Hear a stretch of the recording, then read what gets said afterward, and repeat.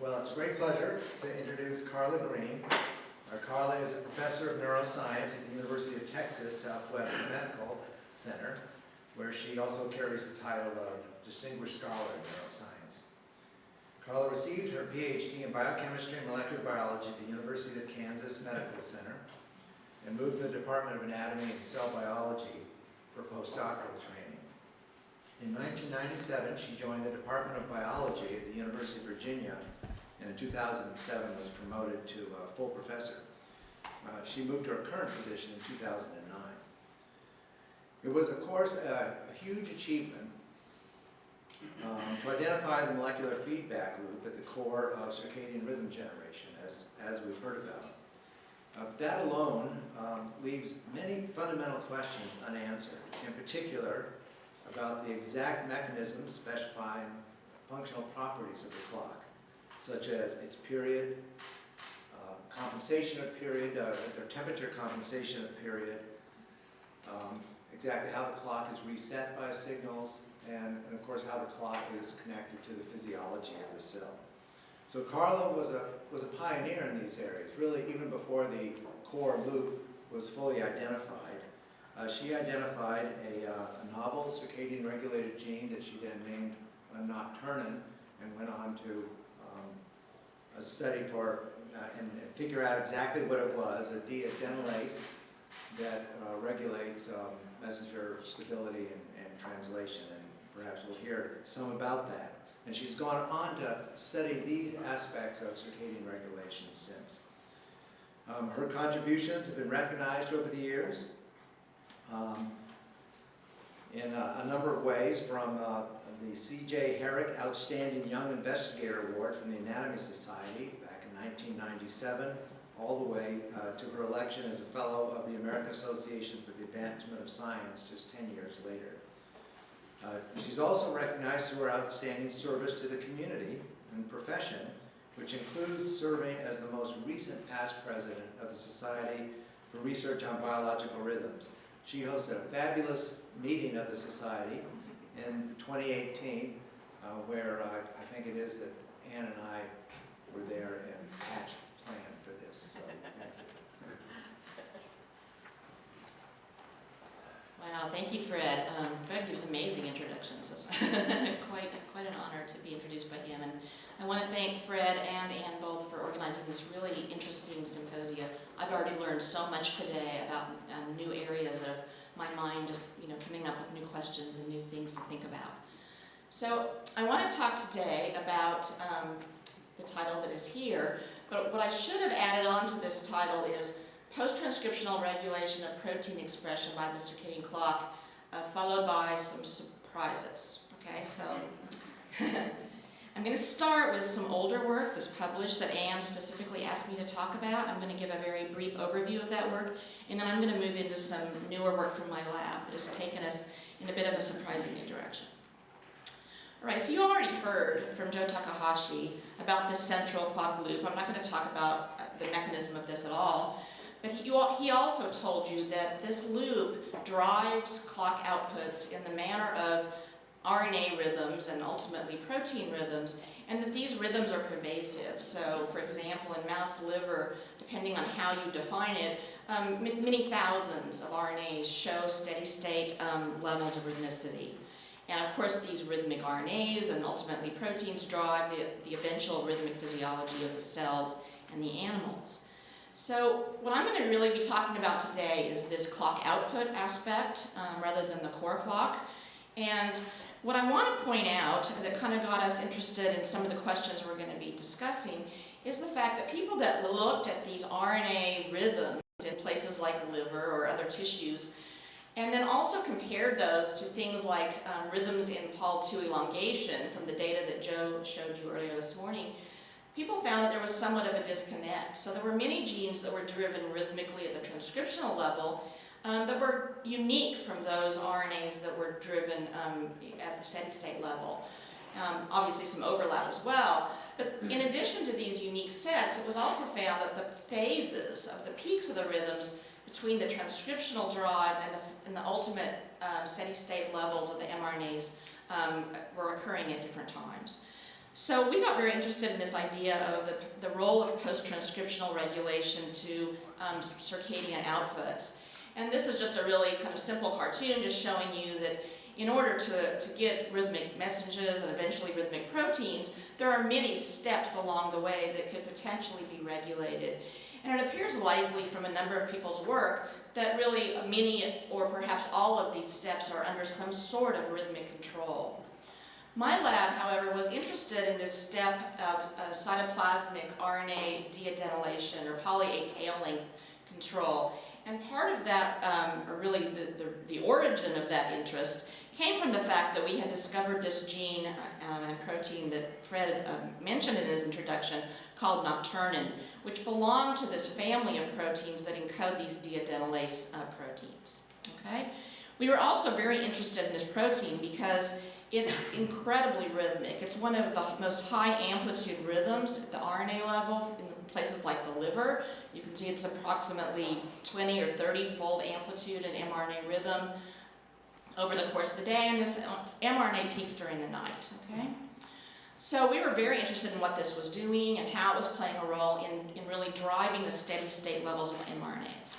Now, the reason that Anne asked me to talk about this story, even though it's a little bit old, is of course because control of poly-A tail length is very critical during early development in many systems, and this has been shown by Joel Richter and others that have shown that when you have a situation where you have largely maternal mRNAs and no zygotic transcription going on, that protein levels really can be regulated by poly-A tail length, and you can have these rhythms in these critical key factors that change in poly-A tail length, and this can really drive whether or not they're translated.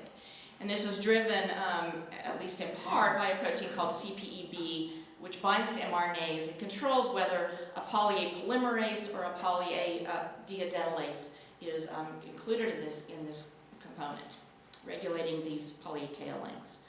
So we decided to take a look at this a number of years ago, and we decided initially to use a differential fractionation method. So most of you that are molecular biologists know that if you take total RNA and you bind it to an oligo-DT bead, and you can wash off the RNAs that don't have poly-A tails, and you can elute the poly-A tail population. But it turns out that if you vary the conditions by which you elute, you can actually differentially elute RNAs that have short tails versus those that have long tails. And you can separate these into two different populations. So I'm going to gloss over a whole bunch of the details of this because I want to talk about our newer stuff, but I want to suffice it to say that we basically did this. We validated that this works well, and we collected livers from different times during the circadian cycle. We fractionated those livers, those RNAs, into these different populations, and we put these on microarrays. And this is before the day of RNA-seq. And we basically looked at the long and short ratios normalized by the total RNA to represent the poly-A tail length of these. And what we found was a number of RNAs that showed these very rhythmic poly-A tail lengths, a number that peaked during the night, and some that peaked kind of during the daytime.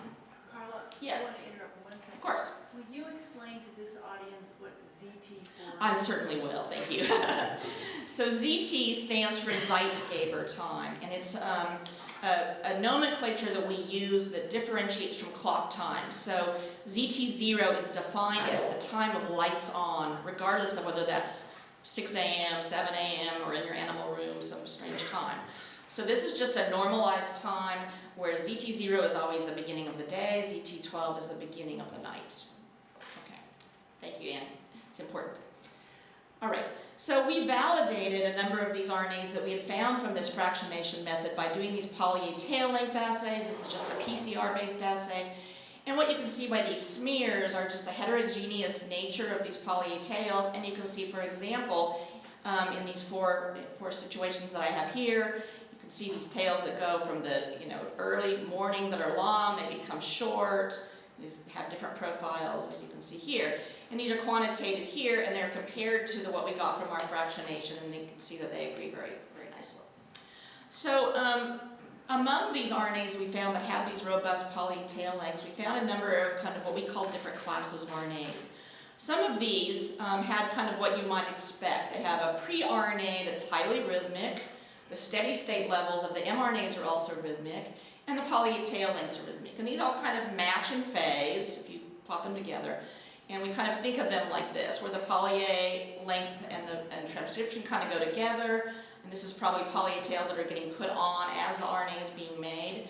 And then the pre-RNA levels are out of phase just a little bit. We find another class that is like this, and this also has rhythmic transcription.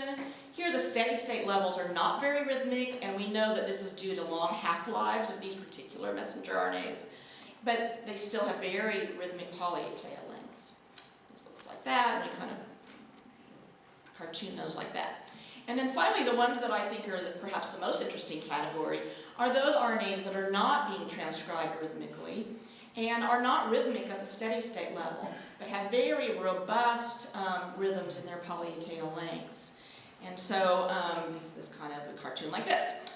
So we were very interested in whether this mattered for any reason. And so we got antibodies for all the proteins that we could find that matched our group of RNAs. And this is just a few of the ones that we looked at.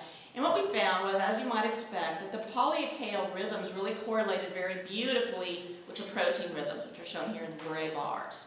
And this was true for all these different classes of poly A tail rhythms. Those that are transcriptionally driven and those that are really being driven independent of transcription. So it appears that at least for this category of RNAs, we're getting rhythmic protein expression that is independent that is really being driven by the poly A tail rhythms. Now we did a lot of work on this, and I'm not going to go into all the details, but I just want to summarize here. It appears from this work that at least these RNAs that have these robust rhythms and poly A tails that are not being transcriptionally driven by the clock really are being controlled here at this level of cytoplasmic polyadenylation, deadenylation. And when we work through the mechanism of this, it appears that the majority of this, surprisingly, is due to another form of that CPEB protein, which is called CPEB2, which coordinates the activity of a cytoplasmic polypolymerase. This is highly rhythmic and is driving most of these rhythms. And for those of you that are interested in that, I can tell you more about that, and I can refer you to our paper that goes through the mechanism. But I want to really get back to this side of the story, because remember that I told you we started this whole work because we were interested in nocturnin and what role this deadenylase might be playing. And what we found really from this work was that this didn't really seem to be driving the majority of what we were seeing here. Okay? So let me back up for just a moment and tell you a little bit about the nocturnin knockout mice, because this becomes relevant. So one of the other reasons that we were very interested in nocturnin is because the knockout mice have a very interesting phenotype. They don't have altered circadian clocks, because nocturnin is an output of the clock, but they have a very strong metabolic phenotype. And these mice are resistant to obesity when fed a high-fat diet. So on a standard diet, they look quite normal, but when you feed them high-fat, they really remain lean and healthy, whereas the wild-type animals become obese. So this is due to them having lower fat pad weights, but interestingly, they're not dieting and they're not exercising. Okay? They're in fact a little bit less active. And they're also protected from other high-fat diet-associated problems, such as fatty liver disease, which you can see here with this lipophilic stain and this wild-type liver, but the knockouts really remain very healthy. So we were very interested in this for these reasons. So I want to remind you that I told you already that nocturnin is a member of this family of deadenylases, belongs to the CCR4 family. These two proteins here, CCR4A and B, are the canonical main deadenylases in the cell that degrade most messenger RNAs and control half-life. These two down here are a bit mysterious, and nocturnin is this member right here, which has the same catalytic domain but a distinct N-terminus. And the crystal structure for this B form was solved a number of years ago. Just recently, a partial structure for nocturnin was solved by another group. But together, these crystal structures suggest that the catalytic domain of nocturnin is highly conserved, both at the sequence level and at the three-dimensional level, where you can see a poly A going through here, and you can see all these catalytic residues, which is blue for nocturnin and gray for this other family member. So this is really conserved and suggests that the enzymatic mechanism is the same. Okay? So the problem is that when we did this fractionation to look at these poly-A tail length changes in our knockout, and we compare the wild type to the knockout and looked at this long-short ratio, we found almost nothing that was changed. Okay? Now granted, our method for doing this fractionation is not so sensitive. We can really only pull out the really big changes, and we don't see mRNAs that are present at lower levels. So it's a fairly crude approach. And so we decided maybe we needed to take another track to look for these targets of nocturnin.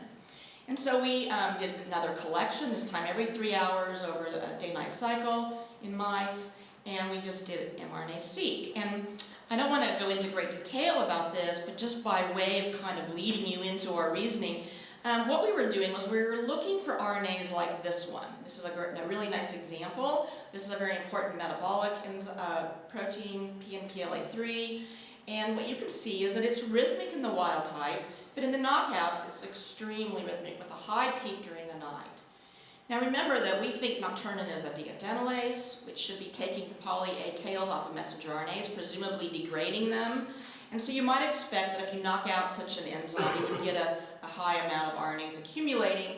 And again, I will remind you that nighttime is really when we know nocturnin is around at high levels. So we thought, this class of RNAs might be leading us to the targets. And so when we analyzed our RNA-seq data, we found, interestingly, a huge enrichment in RNAs that show these types of profiles that all fall into this kind of reductive biosynthesis, cholesterol and triglyceride pathways here. Okay? We have a whole paper on this and what this does to the mice and so on that I'm not going to go through today, but this class of enzymes really got us thinking about what nocturnin might be doing. So our idea, of course, was that when you have rhythmic mRNAs, normally in the wild type, you would have an enzyme like nocturnin that would degrade the poly-A, cause the RNA to become destabilized, and help this rhythm really to, kind of reset. And in the knockout, you might lose that control by not having nocturnin there. You might prolong the half-life, and you might get this overshoot of these RNAs. So this was a very nice hypothesis that matched well with what we knew about the phenotypes of the animals and about the activity of our protein. But when we measured the poly-A tail lengths of these mRNAs, they were not changed. So these are just cumulative frequency distributions measuring poly-A tail lengths, now using a slightly different method called tail-seq, and we really could see only very minor changes in the poly-A tail lengths. So this made us really stop and think, is nocturnin doing what we think it is, or do we need to think a little bit more broadly about what its activity might be? So I showed you already that the catalytic pocket of this enzyme is very well conserved with other members of this family. However, when we improved upon our homology models, and then as I mentioned, subsequently a real structure came out that I don't have shown here, what we found was that if you model the poly-A binding site going through the substrate binding pocket in nocturnin based on this other family member, what we found is that the substrate binding pocket looks quite different. It's wider, and all of the bases that kind of hold the poly-A tail in place, like these planar hydrophobic molecules like tyrosine or tryptophan, proline, have all been changed in nocturnin, and they are no longer any conserved at all. They've changed to leucines and alanines and threonines and so on. So the very nature of this substrate binding pocket actually looks quite different. And so we began to wonder whether perhaps poly-A was not the real substrate. We looked at a lot of other RNA substrates, trying to figure out whether there might be a different sequence specificity, and really couldn't find anything that was convincing. So we went back to think more about these RNA profiles that we had gotten, and we decided to look further into this class of RNAs. And what we found was that these RNAs that had this altered expression during the night in the knockout had these gene ontology categories that included NADP binding, NAD or NADP as acceptor, NADPH binding, and so on. And these are some of the examples here. And some of these are some of those same genes that I showed you in those previous pathways. But they also have these high RNA levels during the nighttime. So we started thinking about these kinds of pathways. And when we overexpressed a wild-type version of nocturnin, but not a catalytically dead version in cells, and measured these cofactor levels, we found that if we overexpressed the wild type, that we got reduced NADPH levels, and this was not seen with the catalytically dead version. So let's think about what deadenylases do. Here's a poly A tail, the end of a poly A tail, 3' adenine here. And really what deadenylases do is they're hydrolases that cut between a phosphate and a ribose, generating the rest of the tail and a single AMP here. What got us thinking about this was that if you look at NADPH structure, it's actually quite similar to the end of a poly A tail. It's got an adenine residue, and then a slightly different linkage here, and then a second nicotinamide structure right here. Okay? So we started wondering, could NADPH actually be a substrate for nocturnin instead of poly A? And so we took recombinant nocturnin and we fed it NADPH in vitro, and we could measure high levels of NADH being produced from that NADPH. And if we measure phosphate, which is easier to measure in a quantitative way, so you can really do enzyme kinetics, we saw very nice Michaelis-Menten kinetics here for the production of phosphate from NADPH with a physiological relevant KM. So what this led us to was the conclusion that the substrate for nocturnin is most likely not poly A, but is NADPH. And nocturnin has robust activity. Instead of cleaving between the phosphate and the ribose between adenines, it cleaves between the phosphate and the ribose on this NADPH molecule, generating NADH and phosphate. So this was very exciting to us, but unfortunately another group also figured this out and beat us by a little bit. This was a group from Princeton, Alex Karenik, who did a really nice experiment. This was just published a month or two ago. And what they did is they took both bovine liver and HEK cells. They incubated recombinant nocturnin with the lysates from these different sources, and they just did LC mass spec to look for metabolites, which is a really smart experiment. And what they found was that from all the metabolites, really NADPH and NADP plus were both reduced with very little changes in anything else. And then they went on to solve, and this is again a partial crystal structure, but at the catalytic domain bound to NADPH. So it's bad to be beat, but it's nice to have a corroborative set of experiments that show that you're on the right track. So you give the credit to them. So what is going on here? What is known about this pathway? So it turns out that most of the literature, if you look up NADPH, is about how you get a reduced NADPH from an NADP+. So people that may remember your biochemistry, you know pentose phosphate pathway that generates reduced NADPH. But those are really about the reduction step, not about the synthesis of the molecule itself. And what's known is that NAD+ is converted to NADP+ by this enzyme called NAD kinase that adds this phosphate. But the prevalence, or the presence, I should say, of an enzyme that goes the opposite direction had been speculated about for years, but nobody had ever identified this enzyme before. And so it turns out that we think that, of course, that nocturnin is this NADPase now that people had speculated should exist and really is important in this step. So keep an eye on the time here. So what does NADPH do? So we know that NADPH is important for two major things in the cell. One is reductive biosynthesis, things like fatty acid and cholesterol biosynthesis that I already told you about, that we know is really upregulated in our knockout mice. But the other arm of that pathway is, of course, cellular detoxification, so with ion cycle and thyroreductases and so on. And so we got interested, knowing that this was already happening in our mice, whether there was any role for nocturnin altering NADPH levels in the cells on a circadian basis, generating changes in cellular detox. So really we've just kind of started on these experiments. I'll just show you just a little bit of what we know so far. So this is one example of one of the pathways that's involved in cellular detox. This is the glutathione pathway here that's NADPH dependent.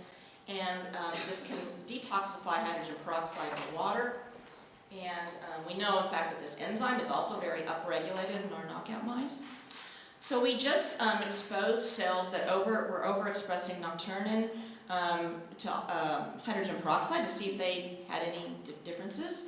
And what we found, if you look at cell viability curves here, was that the vector alone or the catalytically dead version of nocturnin have this kind of a profile where at high levels of hydrogen peroxide you have cell death, and at low levels you have good viability. And we found that if you overexpress the wild type nocturnin, which now should be chewing up NADPH if our idea is correct, you see this increased sensitivity to hydrogen peroxide. And this is even more evident, I think, qualitatively when you look at the cells that really get quite sick with these kind of doses of hydrogen peroxide. So this is quantified here independently. We can also exert beneficial effects by knocking down nocturnin. This is on a slightly different scale here, so you can see the differences. A wild type cell treated with 500 micromolar hydrogen peroxide has fairly good viability, but not perfect. And if you knock down nocturnin using CRISPR in these two cell lines, you now get this improved viability upon hydrogen peroxide treatment. So we see this as really evidence that nocturnin is affecting NADPH levels in these cells, and you can alter those levels by changing the levels of nocturnin and then therefore alter viability to this kind of a stressor. But we're also very interested in the fact that the levels at which we kind of see this sensitivity are kind of where hydrogen peroxide transitions from being a beneficial signaling molecule, initiating various signals and stress responses, to really becoming kind of a toxic molecule that takes a cell into oxidative distress. And we wonder whether rhythmicity of nocturnin and therefore rhythmic NADPH levels may be kind of helping the cell navigate this kind of dose dependence by altering things for short periods of time at the appropriate temporal phase. So I want to end in my last few minutes here with just a final aspect to this story that we recently discovered, and that has to do with nocturnin's localization within the cells. And this is quite surprising to us because we had really missed this for a while. So when you run nocturnin on a gel, Western blot, what you see is a protein that is the size beginning at this methionine. But there's actually an upstream methionine that's in frame. And we had always assumed that this methionine was not used because it has a pretty poor Kozak sequence, and we only see a single protein of this size. However, if one looks carefully at the sequence between these two methionines, it's clear that there is a canonical mitochondrial targeting signal within this sequence. And if you look at publicly available ribosome initiation data from various labs, you can see that both of these methionines can be used, at least in some situations. So we began to wonder whether, in fact, this was the case, and we looked to see whether nocturnin might be in mitochondria. So one of the reasons we had missed this is that our nocturnin antibodies are not very good for ICC. You really have to mess with them a lot to get any kind of a signal. But we had seen some signals, some weak signals, that had looked somewhat reminiscent of mitochondrial staining before. And so we did a fractionation of liver, and what we found was that if you fractionate liver cells or other types of cells into mitochondria and cytosolic fractions, you can detect nocturnin in both these fractions. Okay, here's a mitochondrial marker, here's a cytosolic marker. And you can see that one of the problems with these fractionation techniques is that you always get a little contaminating cytosol in your mitochondrial fractions. So to make sure that this nocturnin we were seeing here was really inside the mitochondria, we treated these mitochondrial preps with proteinase K that should digest up any proteins that are outside the membrane. And what we see is we lose these contaminating cytosolic markers and we retain the nocturnin inside the mitochondria. But if you dissolve the membrane of the mitochondria with Triton X100, now the proteinase K can get in, and you can see that you can lose the mitochondrial proteins, including nocturnin as well. So we thought, well, if this is the case, and it really is in the mitochondria, then our idea was that perhaps these translation start sites are used to regulate which form of nocturnin you get.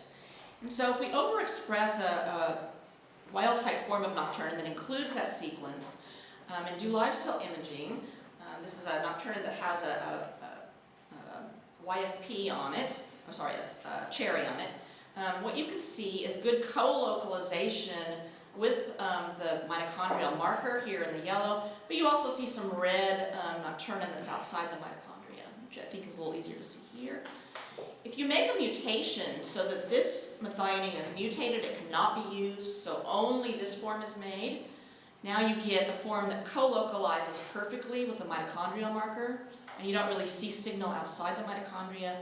And if you mutate this methionine now so that only this form can be used, you see exclusively extramitochondrial signal. So this was very interesting to us, and one of the other things that this revealed to us was the fact that we'd never really seen this before, because again, it's very hard to see when you have both forms present. But the form that was outside the mitochondria actually had a strange pattern that looked almost reticular.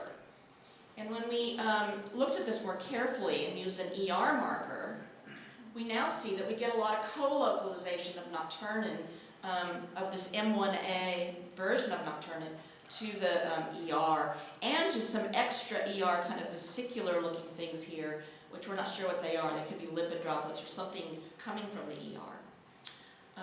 And then this is, of course, not co-localizing with the mitochondria at all. So how is it this little small soluble protein getting into the ER?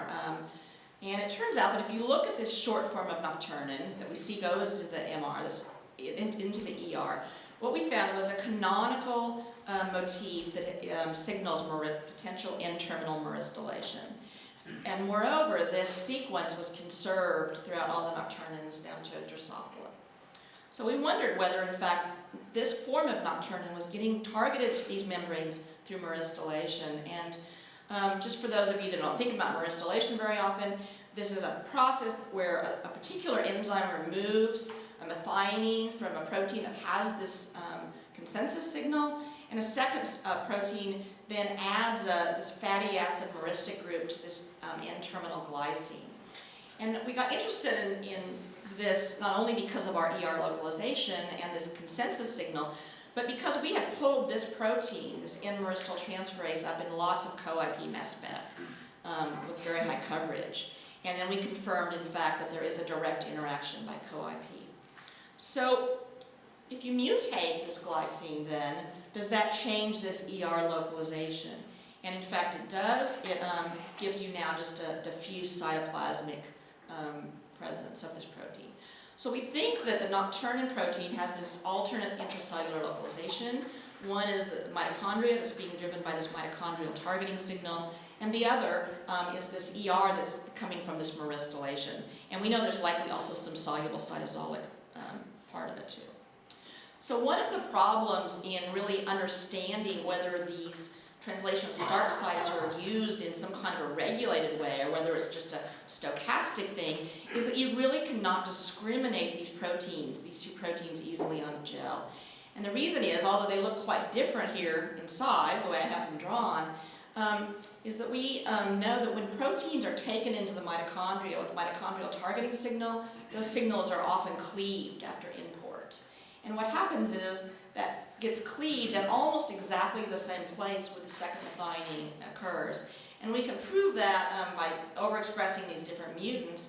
And you can see that if you overexpress the wild type full length, you see largely this mature form of nocturnin, but you can see a little bit of this precursor form that you also see with this form here. However, if you express this form now, that precursor form is gone. So you can catch these forms if you overexpress, but in a normal liver, these are very difficult to see, and really they're indistinguishable, the ER and the mitochondrial forms. So in order to really determine whether this was regulated, we have to do fractionation. And this is really a very difficult thing when you're talking about the circadian clock. So what my student has done heroically is he takes livers from mice at, say, ZT0, beginning of the day, collects the liver, makes a lysate, homogenizes, spins, pellets, collects supernatant, spins again. This takes several hours to do all these spins, and this has to be done on this fresh tissue. And then it's time for the next time point. And so then he has to do that over and over and over for 24 hours. And so basically it's just staying up all night spinning things. And so a very, very hard experiment. So what did we find from this experiment? It was actually a very interesting result. So if you look at the whole cell lysate here, you can see a little bit of rhythmicity of the protein. This matches what we see with the RNA. If you look at the ER fractions, or the P100 fractions and the cytosol fractions, you can see that the levels are almost flat. There's a little bit of rhythm, I think, in the ER fraction. But if you look at the mitochondrial fraction, there's this robust, approximately 8-fold increase in nocturnin levels during the beginning part of the night. Very rhythmic. So it appears as though this form of nocturnin is the primary form that's getting driven by the circadian clock, we think, through the choice of translation start sites. So I just want to end there with a couple kind of conclusion slides. We know that nocturnin now is in both the ER and associated membranes and in the mitochondria. We know that both of these are prominent sources of both reductive biosynthesis, but also of oxygen species, radical oxygen species. And so we have generated, as I told you, these different versions of nocturnin that are present, confined to one or the other compartment. We have generated CRISPR mice and cell lines of these mutations, these point mutations. And when we do the kind of cell viability assays that I showed you before with hydrogen peroxide, we get kind of an intermediate effect with these two mutations. So it appears that nocturnin from both these sources is contributing to the cell viability phenotypes we're seeing. What nocturnin is doing in the mitochondria specifically, we are still trying hard to figure out, but we know obviously that NADP and NADPH and NAD are very important in both the cytosol compartment, the ER, and the mitochondria, and are regulated by a number of different things. But we're very interested in what this rhythmic nocturnin may be doing in the mitochondria, how it's controlling this NADPH levels, and whether it's really driving either oxidative stress or biosynthesis. And then ultimately, how does this control the metabolism and the different rhythmic phenotypes that we observe in these mice? So I'll just end by showing you this. This is a previous work that was done by Joe Bass, a little cartoon of this, where he showed, as Joe Takahashi mentioned earlier, that NAD is very rhythmic in the cells. And we're wondering now whether, because nocturnin produces NAD from NADP, maybe this is contributing to this rhythmicity of NAD, and maybe the rhythmic NAD is also helping contribute to NADPH, and what the relative roles are these are driving these kind of fasting rest phases of the cell to these feeding kind of activity phases. And then the last thing I'm going to show you is this funny thing I found on the internet. So this is an ad for this thing called NocturShape, and it is made about nocturnin. So nocturnin is the target for a more slender silhouette, and it says that it's made, it's hard to read, but it acts specifically during the night by targeting the circadian protein nocturnin for a more slender silhouette. And I don't know exactly what it is, but it's got a clock in it. And so somebody is making money off of my protein, but I would suggest you don't buy this. So I'll end there by thanking the people that were involved and thanking you for your attention.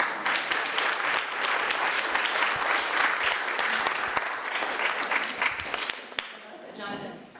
Such a cool story. Thank you. I was wondering if you knew anything about the mode of translation itself. So obviously there are big differences between cytoplasmic, conventional cap-dependent cytoplasmic translation and other forms of translation, especially mitochondrial translation.